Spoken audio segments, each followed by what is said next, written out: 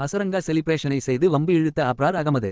ஸ்ரீலங்கா பாகிஸ்தான் அணிகளுக்கு இடையே ஆன T20 போட்டியில் முதலில் விளையாடிய ஸ்ரீலங்கா அணி ஆரம்ப முதலே விக்கெட்களை இழந்த வண்ணம் இருந்தன.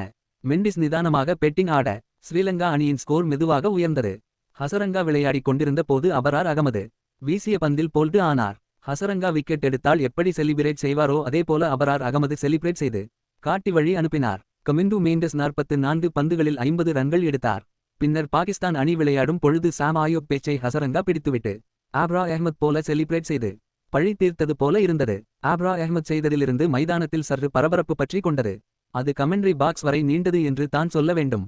ஆனாலும் இரு அணி வீரர்களும் பரஸ்பரம் பேசிக்கொண்டதும் உறவாடியதும் நன்றாகத்தான் இருந்தது. மிகுந்த ஸ்பாட்ஸ்மென்ஷிப் உடன் பழகியது நன்றாக இருந்தது.